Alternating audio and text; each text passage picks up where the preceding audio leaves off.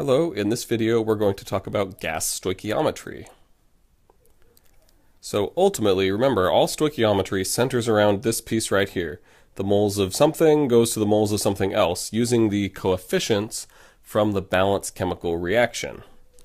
Now, when we first introduced this, we did mass-to-mass stoichiometry, so you started with the mass of something, used grams to moles to convert it to the moles, then you'd use the balanced ratio from the chemical equation to get to moles of something else, and then you use the molar mass again to get back out to mass.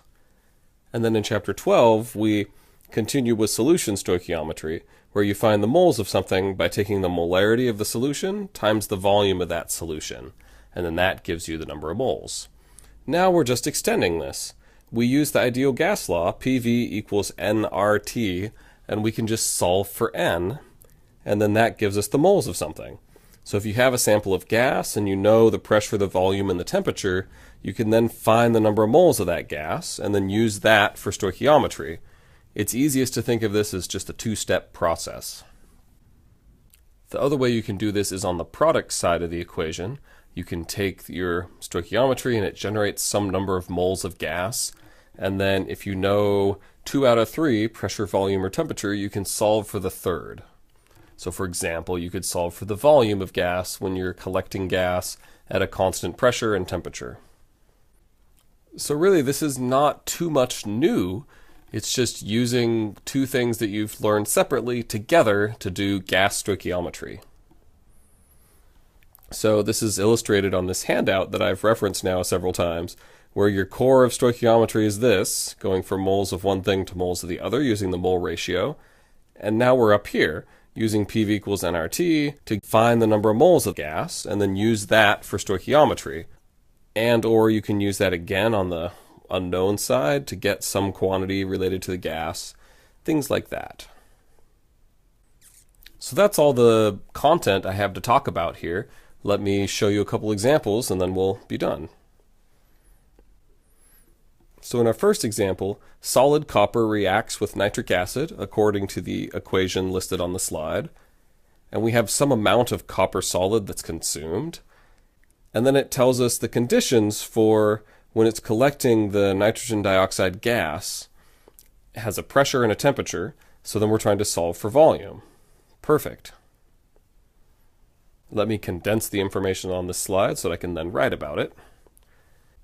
Okay, so here's our plan. We're going to start with the grams of copper and convert it to moles using the molar mass of copper. And then once we have moles of copper, we can use the 1 mole of copper to 2 moles of NO2 gas. Use that balanced ratio to get us to moles of NO2. Then, once we have moles of NO2, we can use the ideal gas law, PV equals nRT, to then solve for volume of NO2. So here's the mass of copper. And here's the molar mass of copper, and we're going to divide by grams so that we can have moles. Now here's the mole ratio from the balanced equation. And this equals 0.214 moles of NO2 with 3 sig figs. Alright, so here's the moles. This should be stoichiometry that you're familiar with by now. So then the new step is adding on the use of the ideal gas law.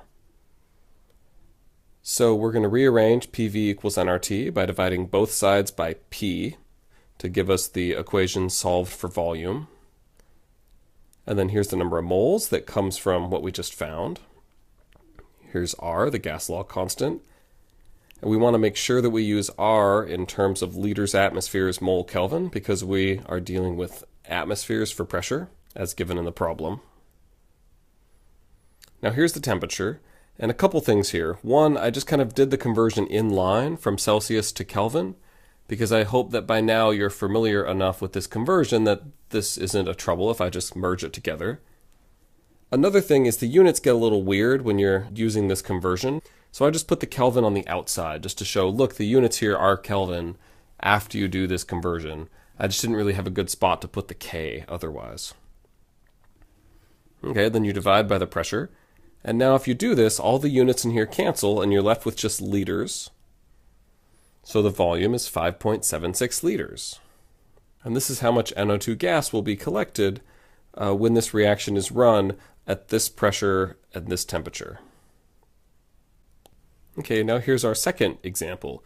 Chlorine gas reacts with sodium hydroxide according to the equation below, and we're going to produce sodium chlorate and sodium chloride and some water.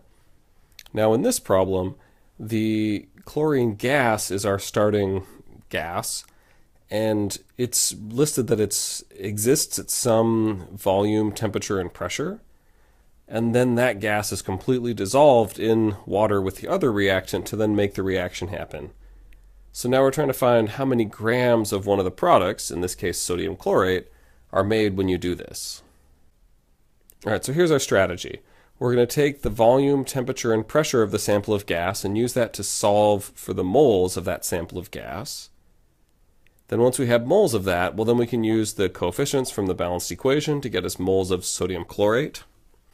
And then we can use the molar mass to get us the grams of sodium chlorate. So if it helps, you can collect variables like this. So the pressure of this sample of gas is 1079 millimeters of mercury. And this is me being kind of lazy on the slide, saying that you divide by 760, and that gives you atmospheres. If you're curious about this, just write it out and get a sense of how it really looks. Then you have your volume. You're trying to find the number of moles in the first go. And you have your gas law constant, and then you have the temperature here converted into Kelvin. So let's rearrange the ideal gas law to solve for number of moles. So pressure on the top, now in atmospheres, times volume of the sample of gas divided by the gas law constant and the temperature in Kelvin. And this gives us 0.0691 moles of chlorine. All right, so now that we have that number, we can use it in our stoichiometry. So here's the mole ratio from the balanced equation. 3 moles of chlorine make 1 mole of sodium chlorate. And then here's the molar mass of sodium chlorate. And this equals 2.45 grams of sodium chlorate. So if you run this reaction as listed, you're going to make this amount of sodium chlorate as your theoretical yield. Perfect.